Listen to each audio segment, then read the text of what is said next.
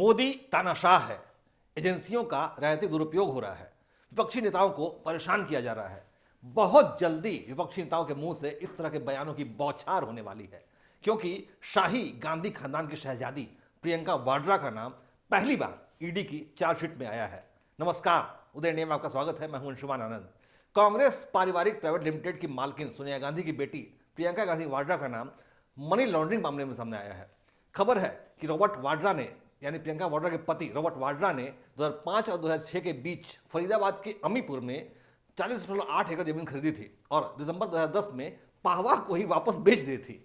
पाहवा को भूमि अधिग्रहण के लिए अकाउंट बुक से नकदी दी गई थी।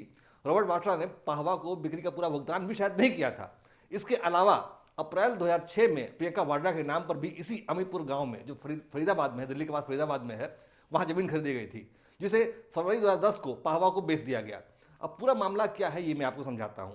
वाड्रा दंपति यानी रॉबर्ट और प्रियंका ने जमीनें खरीदी, उसका भुगतान किया और फिर से उन जमीनों को उसी व्यक्ति को बेच दिया, ताकि इस खरीद बिक्री से जो पैसे मिले, जो बढ़े हुए पैसे मिले, वो वैधानिक संपत्ति के रूप में दर्ज हो जाए। इसे ही मनी लॉन्ड्रिंग कहते हैं, यानी काले धन को सफेद करना, अवैधानिक संपत्ति को वैधानिक संपत्ति बदल देना। खास बात यह है कि प्रियंका और रॉबर्ट वाड्रा ने उसी एचएल पाहवा से जमीनें खरीदी हैं जिसने एनआरआई कारोबारी सीसी थम्पी को भी जमीनें बेची थी। इसी अमीपुर गांव में बेची थी जमीनें। ईडी के मुताबिक प्रियंका वाड्रा के पति रॉबर्ट वाड्रा और सीसी थम्पी के बीच करीबी रिश्ते हैं। ये दोनों व्यापार के अलावा कई तरह के दूसरे काम साथ मिलकर करते हैं। इस मामले की कड़ियां भगोड़े हथियार व्यापारी, हथियारों के डीलर संजय भंडारी से भी जाकर जोड़ती हैं, जिस पर मनी लॉन्ड्रिंग, विदेशी मुद्रा और कालाधन कानूनों के उल्लंघन और आधिकारिक गोपनीयता अधिनियम के तहत मामला दर्ज हुआ है। भंडारी साल 2016 में फरार होकर ब्रिटेन चला गया था।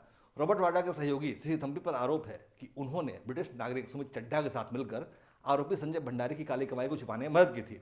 यानी कि दुनिया गोल है। रॉबर्ट वाड्रा, सीसी थम्पी, सुमित चड्ढा और संजय भंडारी, सबके कनेक्शन एक दूसरे के साथ जुड़े हुए हैं।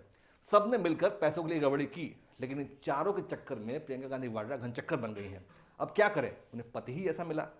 हालांकि ईडी की चार्जशीट में प्रियंका गांधी वाड्रा का नाम आरोपी के तौर पर दर्ज नहीं है। ईडी की चार्जशीट में प्रियंका का नाम जमीन खरीद बिक्री के मामले में सामने आया है, क्योंकि रॉबर्ट वाड्रा ने अपनी ये जमीनें खरीदी थी, वो अपनी पत्नी प्रियंका गांधी वाड्रा के नाम पर खरीदी थी। वैसे इस मामले में ईडी की जांच भी जारी है।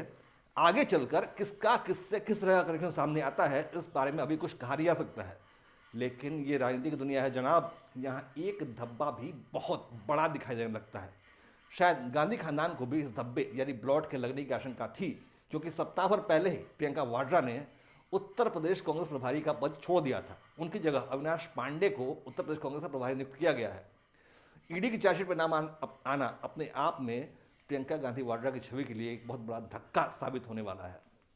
अब बस थोड़ा सा इंतजार करिए, विपक्षी दलों के नेताओं की बयानबाजियां सामने आने ही वाली हैं। मोदी तानाशाह है, एजेंसियों का राजनीतिक दुरुपयोग हो रहा है, विपक्षी नेताओं को परेशान किया जा रहा है। इस तरह के बयान बहुत जल्दी सामने आएंगे। जय हिंद, जय भारत।